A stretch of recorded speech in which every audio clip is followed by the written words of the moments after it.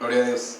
El Señor les bendiga, amados hermanos. Sean todos bienvenidos a la casa del Señor, este lugar donde adoramos y exaltamos el nombre de Dios, el nombre del Dios vivo y poderoso, al cual servimos, buscamos y anhelamos con todo nuestro corazón. Vamos a orar, como siempre, pidiéndole al Señor que Él cada día más nos añada sabiduría y revelación a nuestro corazón, nos dé entendimiento y tantas cosas que nosotros necesitamos y que obedezcamos su palabra. Padre, en el nombre, que sobre todo nombre de tu Hijo amado Jesucristo, nos presentamos ante ti, Señor, a pedirte que tú traigas a nuestro corazón sabiduría, añade a nuestro corazón bendición, Señor. Hoy te lo pedimos, que tu palabra, Señor, que sale de tu boca, no regrese a ti sin hacer aquello para lo cual tú lo has enviado. Que encuentres en nosotros tierra fértil, Señor, que pueda dar ese fruto al 100% para la alabanza de tu nombre. A través del poder y el fuego de tu Espíritu Santo, Señor, guíanos a toda verdad. Envía una palabra quíntuple, Señor, y arrópanos en este tiempo. Ciñe nuestro entendimiento, te lo pedimos en el nombre de Jesús, que podamos andar en tus caminos sabiamente, como a ti te agrada, haciendo tu voluntad. En tu nombre, Jesucristo. Gracias, Señor, por este tiempo. Nos has guardado, nos has librado de muchas cosas, Señor, en tu fidelidad, en tu amor y en tu propósito, Señor. Te adoramos y te bendecimos. Amén, amén y amén. Dar una ofrenda de palmas al Señor. Aleluya. Gloria a Dios. Quiero seguir hablando acerca de este tema que no terminé en esta semana. Es el domingo, ¿verdad? Y le había puesto como título Los intérpretes de la ley, basado en Nehemías capítulo 8, verso 2 al 3 y 8, 7 al 8. Y vamos a recordar algunas cosas de esto, para poder seguir con el mensaje. Y el sacerdote Esdras trajo la ley delante de la congregación, así de hombres como de mujeres, y todos los que podían entender, el primer día del mes séptimo. Y leyó el libro delante de la plaza que está delante de la puerta de las aguas, desde el alba hasta el mediodía, en presencia de hombres y mujeres y todos los que podían entender. Y los oídos de todo el pueblo estaban atentos al libro de la ley de Dios. Verso 7. Y los levitas, Yeshua, Bani, Serebías, Jamín, Acub, Sabetai, Odías, Maasías, Kelita, Azarías, Josabed, Hanán y Pelaía, hacían entender al pueblo la ley, y el pueblo estaba atento en su lugar. Verso 8.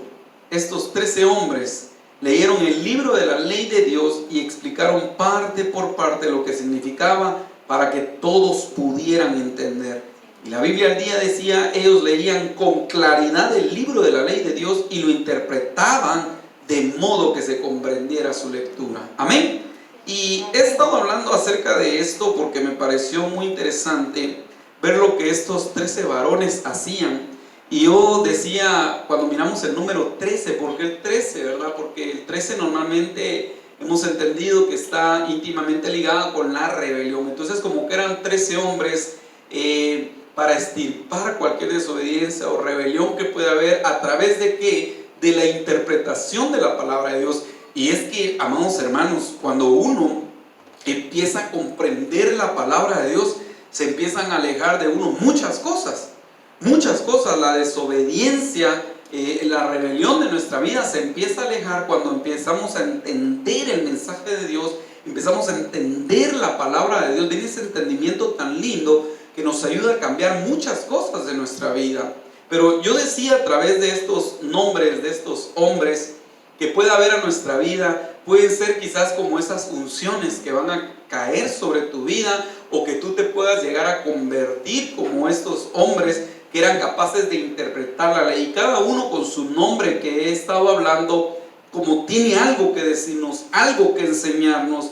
Y entendimos que el primer nombre que aparecía era Yeshua, ¿verdad? Que significa Él salvará. Parte de lo que estuve predicando en esto es que nosotros debemos de entender que lo primero que nosotros tenemos que hacer al encontrarnos con Jesús el Salvador es arrepentirnos, que haya un arrepentimiento, que nos humillemos delante de su presencia, entendiendo que Él es el que gobierna. ¿Se recuerdan que Yeshua era el que estaba gobernando ahí en Mizpa? Y eso nos habla del gobierno del Señor, de que nosotros debemos de tener a Jesucristo como nuestro Señor y nuestro Salvador. Y recordar lo que el Señor le decía en Malaquías a los sacerdotes, ¿verdad? Si yo soy Señor, ¿dónde está mi obediencia? Si yo soy Padre, ¿dónde está mi honra? Ustedes no lo están haciendo. Entonces me dicen Señor, Señor, pero no se sujetan. Y es lo primero que hemos de entender respecto a esa administración de lo que Dios quiere. Que nosotros lo miremos como nuestro Señor, nuestro Salvador,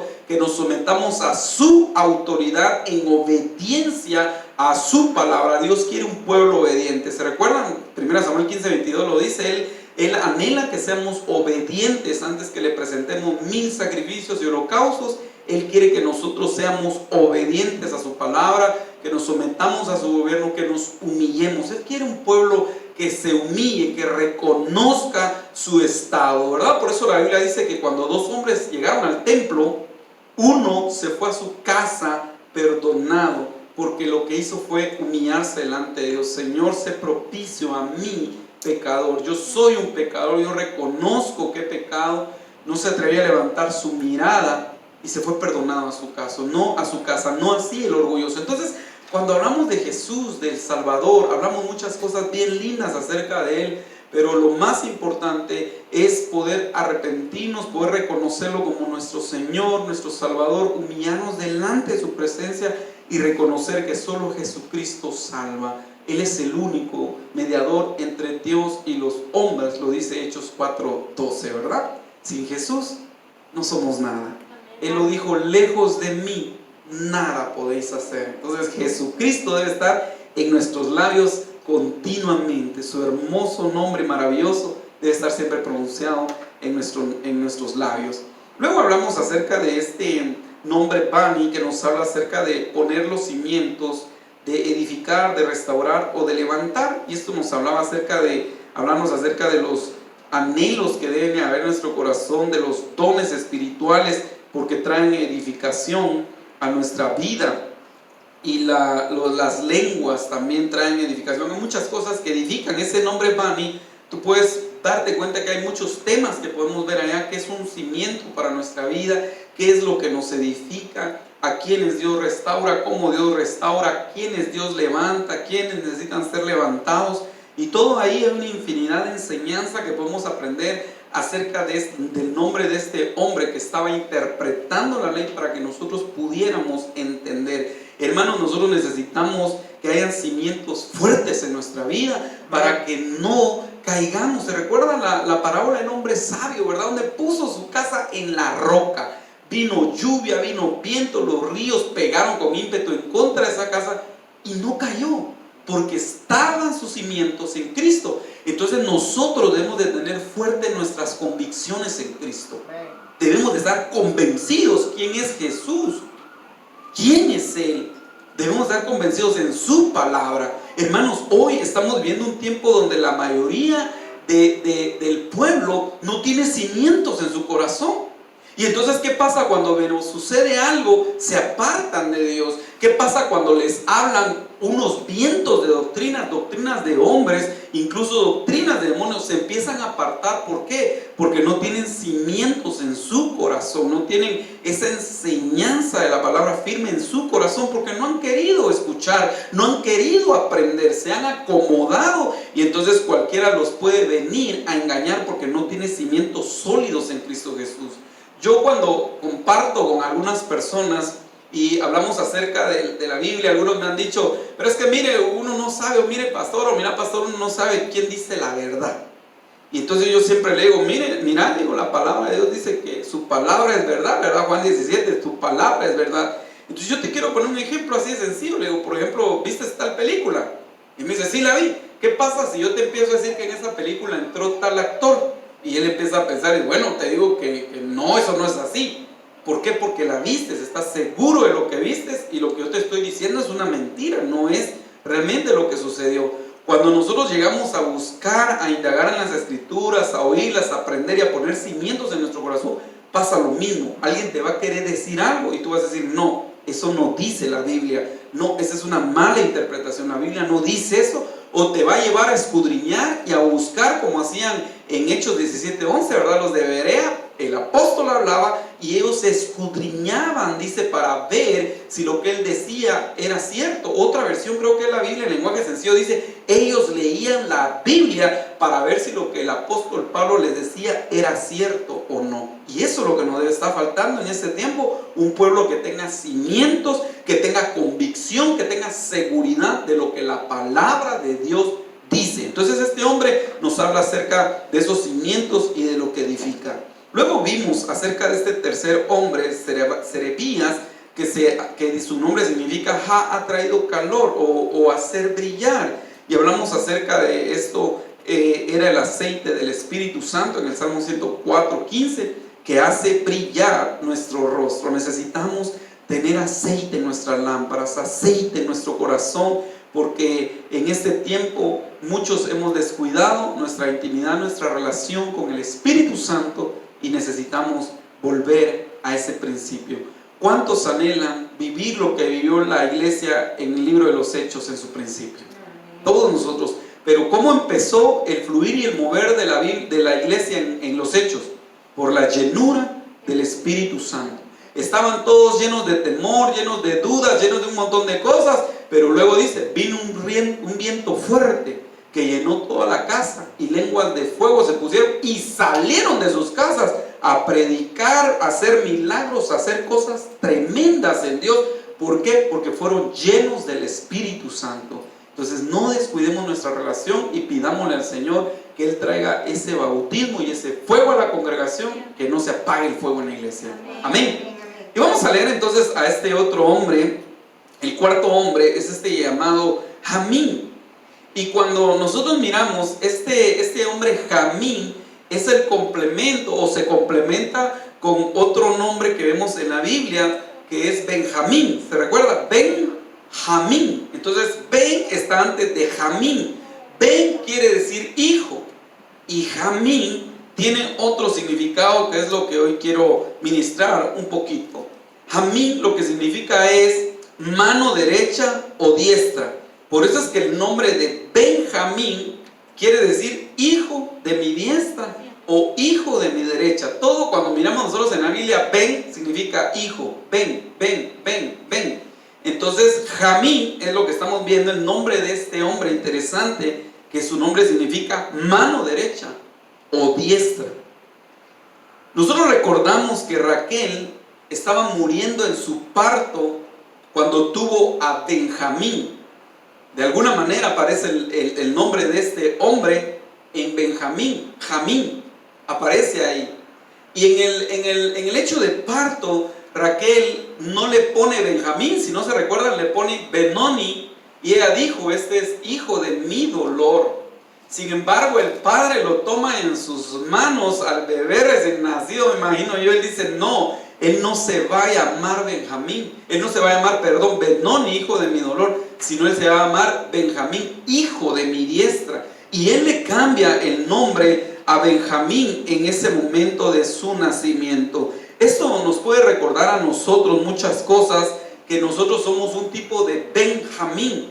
Nosotros también somos hijos del que está a la diestra, somos hijos de la diestra, somos hijos del Señor. Nosotros estamos a la diestra. Entonces, amados hermanos, esto nos recuerda al cambio que ha habido en nosotros. Ustedes se dan cuenta que dice la palabra de Dios que nosotros estábamos ¿dónde? En las tinieblas. ¿Y qué fue lo que hizo el Señor? Nos trasladó a su luz admirable. Ahí hubo un traslado de Dios tan hermoso, como cuando Jacob viene y cambia los brazos, ¿verdad? Y él agarra al más pequeño y le pone su derecha al más pequeño y su izquierda al más grande, haciendo una bendición sobre la vida de ellos. Y eso es lo que el Señor ha hecho también en nosotros. Nos ha trasladado de las tinieblas, ¿a dónde? A su luz admirable. Otro pasaje dice que antes nosotros estábamos sin esperanza, sin Dios, lejos de los pactos, pero ahora por medio de su sangre Él nos ha acercado. Entonces ahora tenemos esperanza, estamos cerca de Dios y tenemos un nuevo pacto, porque el Señor ha hecho un traslado sobre tu vida, sobre mi vida, y nos ha pasado a la diestra, a ese lugar derecho, a la diestra del Padre. Hemos sido acercados. Por eso hoy podemos decir confiadamente, como dice en 2 Corintios 5:17, que el que está en Cristo, ¿y dónde está Cristo?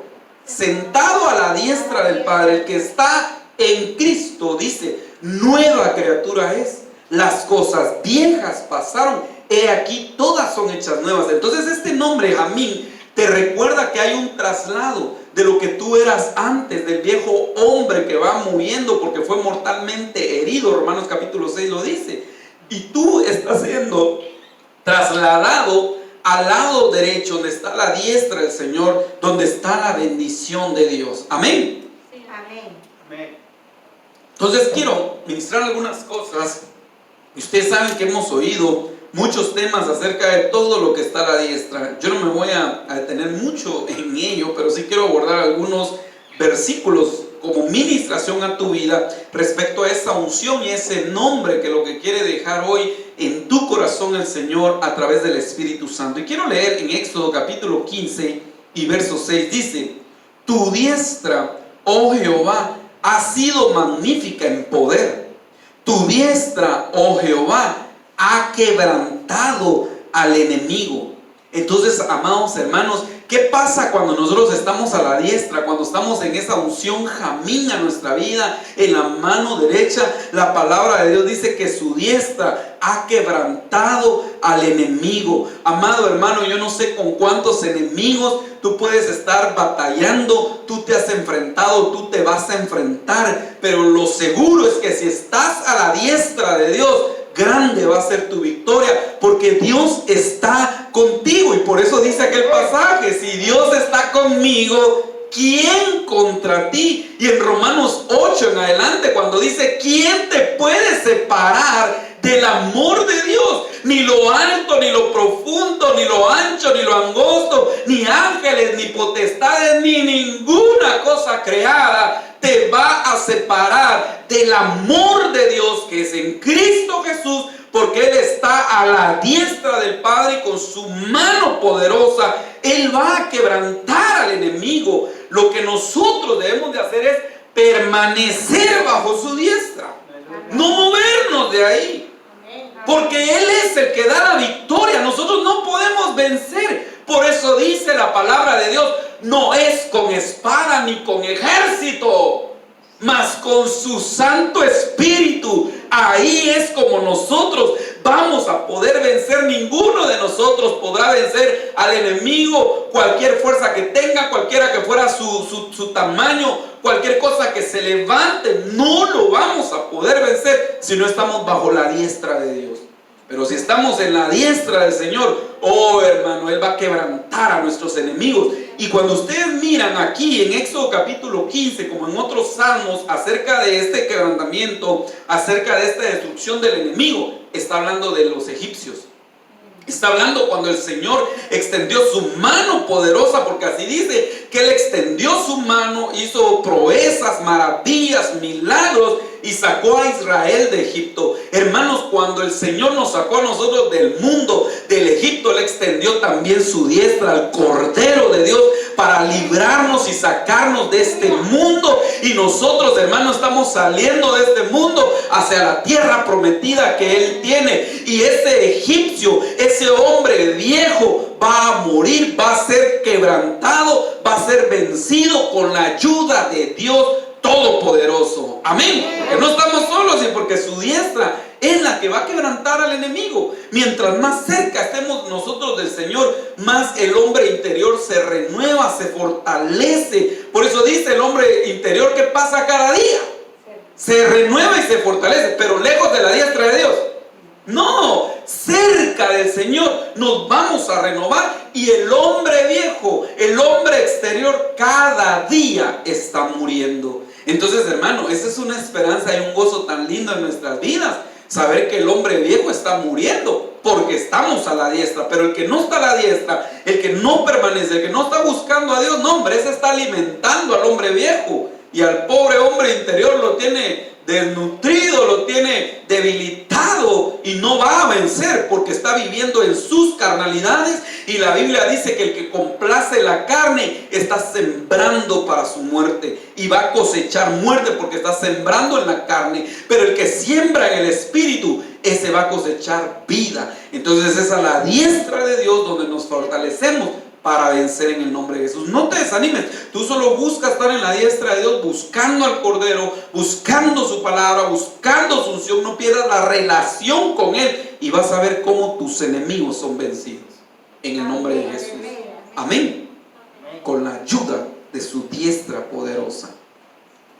En el Salmo 18:35 dice algo: me diste a sí mismo el escudo de tu salvación. Bendito escudo de la salvación, para que podamos apagar los dardos del enemigo, hermano, que quiere tirar en nuestras vidas. Y esto es muy interesante, el escudo de tu salvación.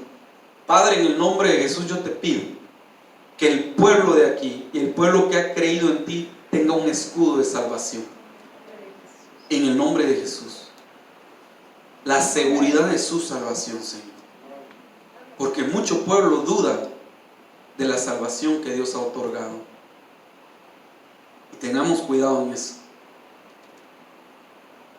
Tengamos cuidado en eso. Reflexionemos en nuestro corazón. Sí, examinemos, como dijo el apóstol Pablo, examínense ustedes mismos si realmente están en la fe. La Biblia al día dice: examínense ustedes si realmente son cristianos. Debe haber un autoexamen, claro que sí, pero una vez se nació de nuevo, la salvación se te otorgó. Dios te dio la salvación. Entonces el escudo, la salvación es un escudo a tu vida, una seguridad, y tus frutos la evidencia de ello. Pero aquí dice: tu diestra me sustentó y tu benignidad me ha engrandecido. ¿Qué fue lo que hizo la diestra? ¿Qué es lo que hace la diestra de Dios? Te sustenta. La diestra de Dios te sustenta. Hoy, en el nombre de Jesús, esa diestra de Dios jamín sobre tu vida para que tú seas sustentado en el nombre poderoso de Jesús. Amén. Ahora, miren, solo algunas cositas respecto a sustentar, que hay muchos temas acerca de hablar. ¿Qué es lo que significa sustentar o en qué te sustenta el Señor? Y miren, pues, uno de los significados de sustentar en el Hebreo 55:82 es fortalecer. ¿Qué es lo que hace la diestra de Dios? Te fortalece, te sustenta. ¿Cuántos quieren ser fortalecidos? Amén. Amén.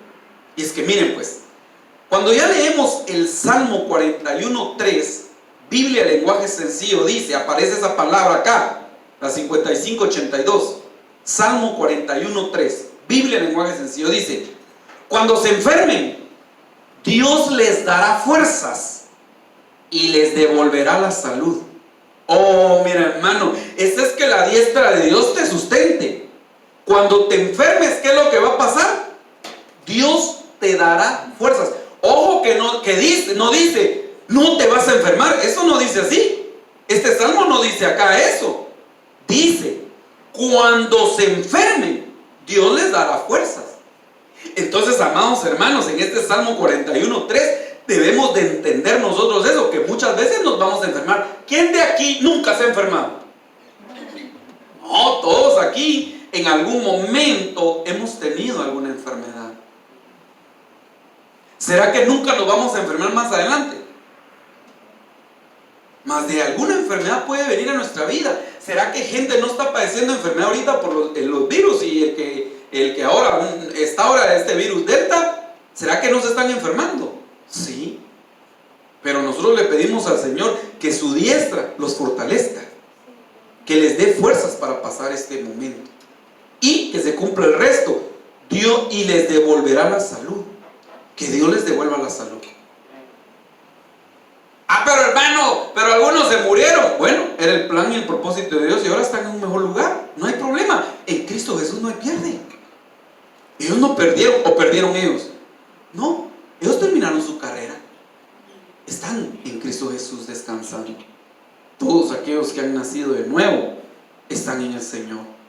Pero mientras tanto, dice que el Señor nos va a fortalecer, nos va a sustentar. cuando vengan momentos de enfermedad. Abrázate entonces de eso y dile al Señor: Padre, si estoy pasando por un momento de enfermedad, solo te pido que me sustentes, que me fortalezcas. Si yo tengo que pasar por esta enfermedad, si yo tengo que vivir por esto, yo te pido en el nombre de Jesús que me la quites, que me sanes. Pero si tengo que pasar por esto, solo dame fuerzas para soportarlo.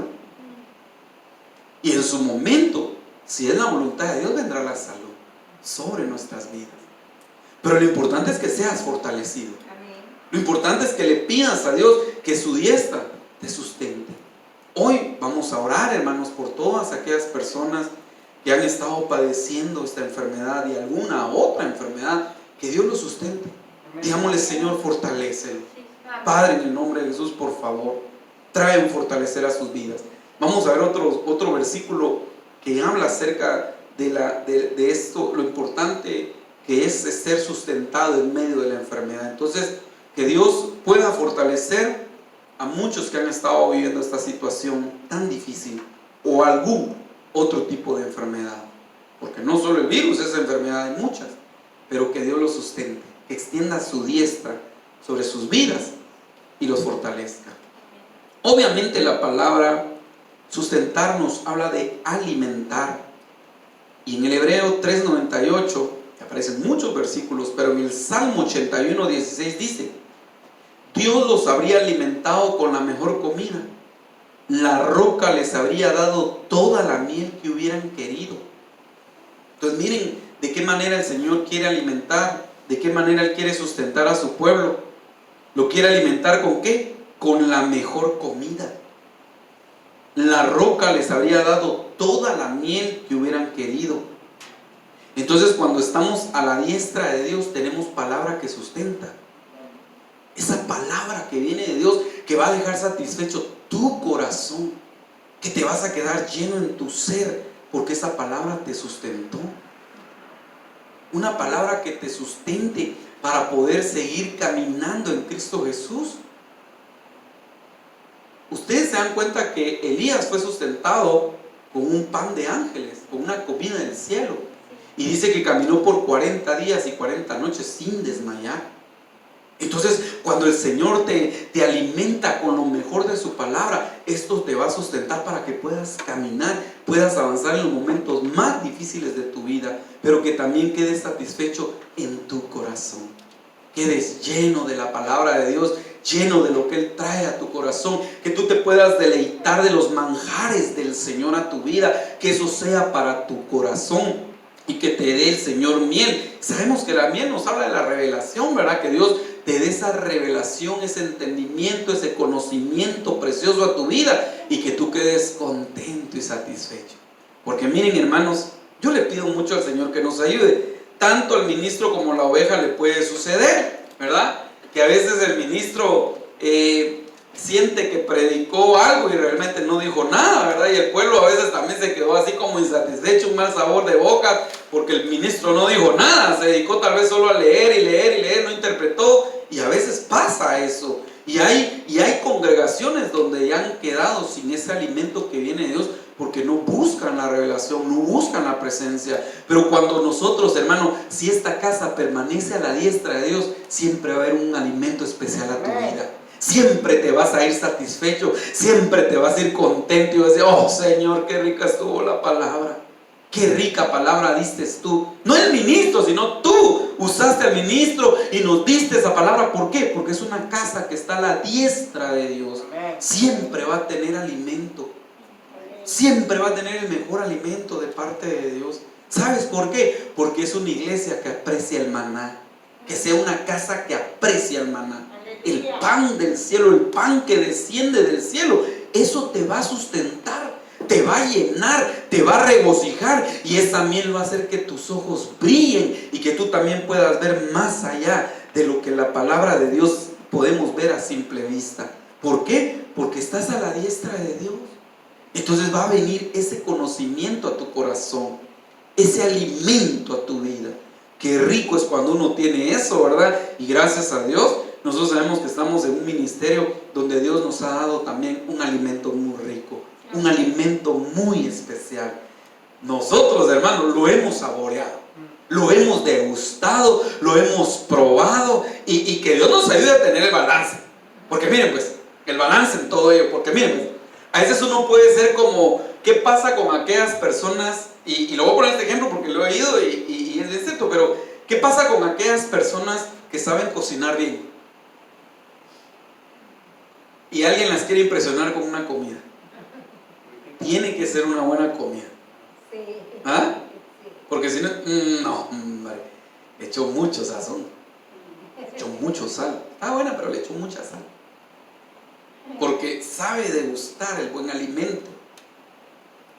Esa es por un lado, es una bendición bien hermosa. ¿Por qué por un lado? Porque entonces cuando venga una palabra que no vaya a ser del Señor, porque Dios no te va a servir una palabra que no sea rica, que no sea preciosa, bendecida, que no te nutra.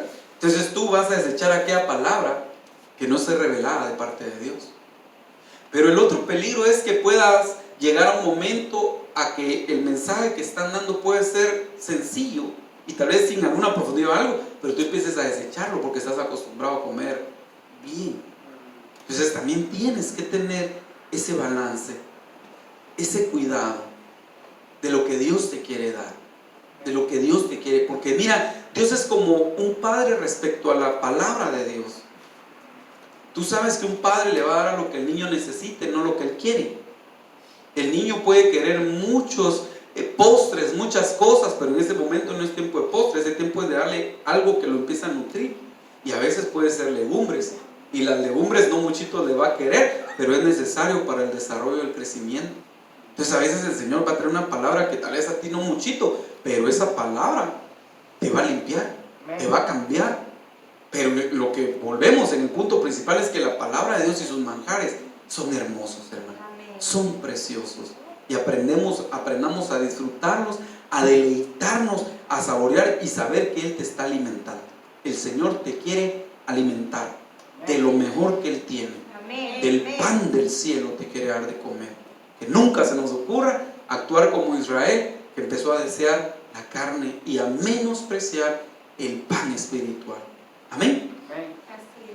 Entonces Él te quiere sustentar, te quiere alimentar, y esa palabra también quiere decir soportar. Cuando miramos la palabra sustentar, soportar, del Hebreo 35-57, aparecen muchos versículos, pero yo les quiero leer en Proverbios 18-14. Y miren pues, dice la palabra del Señor: el ánimo del hombre soportará. Esa es la palabra 35-53 del Hebreo. El ánimo del hombre soportará su enfermedad, mas ¿quién soportará al ánimo angustiado? Entonces esa palabra sustentar tiene que ver con que tengas un buen ánimo a tu vida. Y en la Biblia, el lenguaje sencillo, ahí Proverbios 18-14 siempre dice: con ánimo se alivia el enfermo, pero no a quien está deprimido. Entonces, hermano, esta forma de sustentar que viene de la diestra de Dios para tu vida es que tú puedas tener un buen ánimo en tu corazón, que no pierdas el ánimo en tu vida y que toda depresión se salga de tu corazón. Hermanos, esos tiempos de depresión son bien horribles y solo el que ha pasado por ellos puede entender cuando una persona está deprimida. La depresión es horrible, es tremenda, es una tristeza profunda. No es una tristeza, como dice la Biblia, que te lleva al arrepentimiento. Aquella tristeza donde te sientes mal, te sientes redarguido por haber pecado, por algo, y que te lleva al arrepentimiento, te lleva a buscar la comunión con Dios. No, este tipo de tristeza que viene, lo que te lleva son a deseos de muerte, a deseos de ya no seguir adelante, deseos de tirar la toalla y ya no quieres. ¿Por qué? Porque no estás siendo sustentado, no estás soportando con buen ánimo lo que puedas estar viviendo. Pero yo le pido al Señor que bajo su diestra poderosa todo desánimo se salga. Por eso en el Salmo 23:4 dice: aunque ande en valle de sombra y de muerte, no temeré mal alguno, porque Jehová está conmigo. Su vara y su collado me infundirán ¿qué? Aliento. Y miren, esa palabra aliento quiere decir ánimo, quiere decir consuelo. Entonces, en el momento más difícil de tu vida, recuerda que el Señor a su diestra te quiere extender el cayado para sacarte de todo desánimo de tu vida, toda tristeza, todo dolor, toda depresión que puedas estar viviendo en este momento, salga de tu corazón. Ponte a la diestra, ve a la diestra de Dios, ve a la diestra donde Cristo está sentado. Clámale y dile: Señor, susténtame con tu diestra, por favor, en el nombre de Jesús, susténtame en este momento. Yo necesito ser sustentado, yo necesito soportar lo que estoy viviendo, y que me ayudes a que no venga un mal pensamiento en medio de la dificultad que tengo. Porque cuando nosotros tenemos pensamientos en los momentos más difíciles, ¿son pensamientos buenos? ¿Son pensamientos de bien? No, son malos pensamientos. Y miren, amados hermanos, yo nunca pensé en mi vida pasar por un momento de depresión que tuve en un momento dado. Fue tremendo.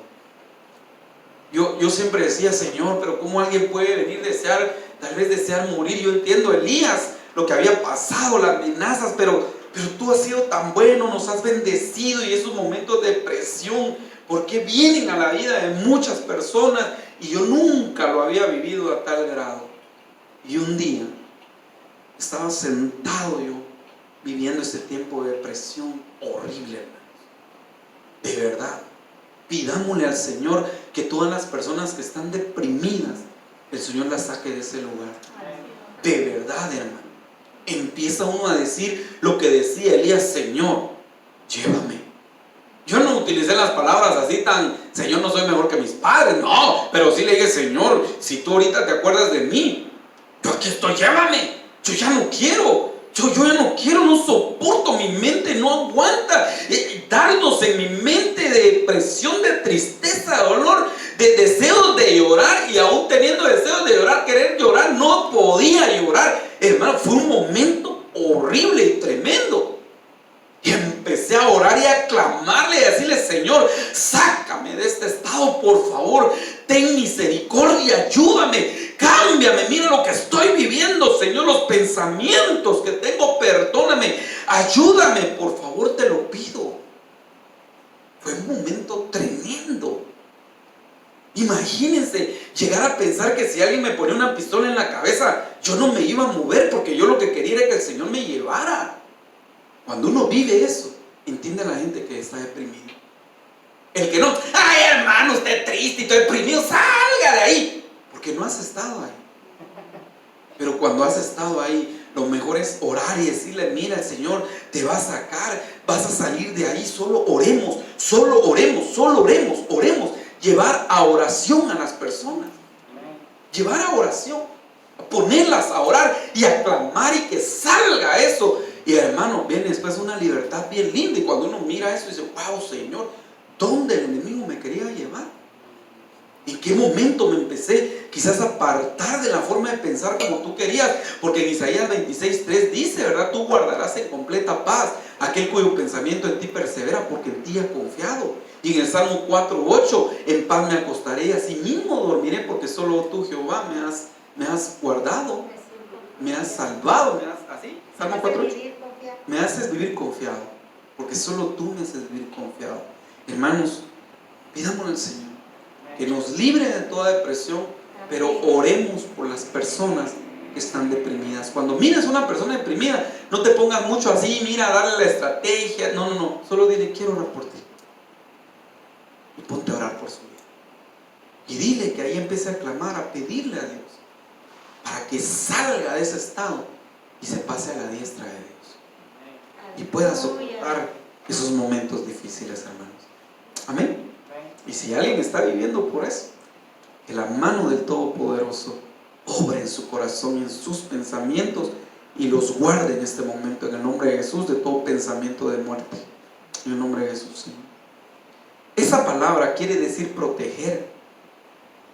En el Hebreo 50:95, pero en Éxodo 15:13 dice: condujiste en tu misericordia a este pueblo que redimiste, lo llevaste con tu poder a tu santa morada.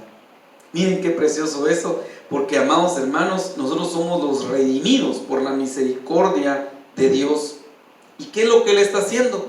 Nos está protegiendo para llevarnos ¿a dónde? A su santa morada. Dios nos está protegiendo, y de muchas cosas.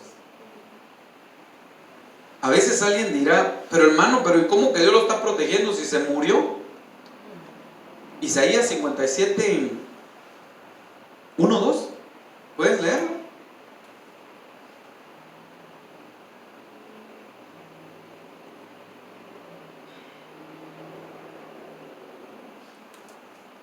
Isaías 57, 1, 2. ¿En las Américas? Sí, está bien. El justo perece y no hay quien se preocupe.